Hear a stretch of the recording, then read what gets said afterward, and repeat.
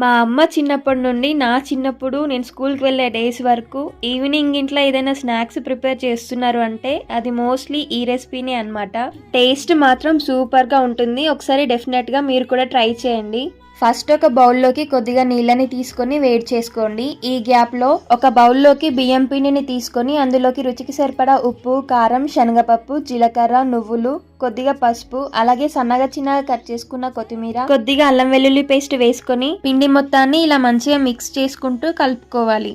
ఇప్పుడు ఈ పిండిలోకి మరుగుతున్న నీళ్లను కొద్ది కొద్దిగా వేసుకుంటూ కలుపుకోవాలి.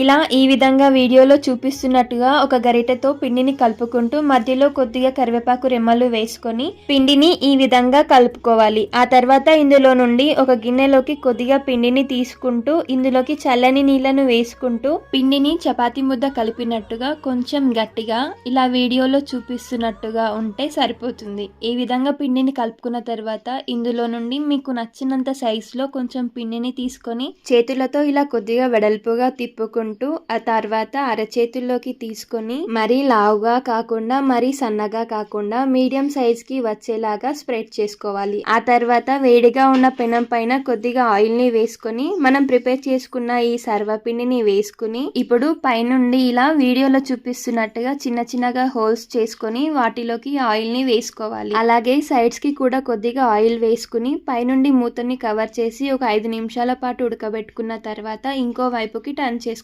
ఇలా టర్న్ చేసుకుని ఈ వైపున కూడా ఇంకో 5 నిమిషాల పాటు ఉడకబెట్టుకుంటే వేడివేడిగా ఉండే సర్వపిండి పాతకాలం నాటి పద్ధతిలో రెడీ అయిపోయినట్టే. ఇప్పుడు పెనం పైనుండి ప్లేట్ లోకి సర్వ్ చేసుకొని పైనుండి సన్నగా చిన్నగా కట్ చేసుకున్న ఉల్లిపాయ ముక్కలు కొద్దిగా కొత్తిమీరని గార్నిష్ చేసుకుని తింటే టేస్ట్ సూపర్ గా ఉంటుంది. మీలో ఈ రెసిపీ ఎంతమందికి తెలుసో కామెంట్ చేయండి. Thank you for watching. Bye bye.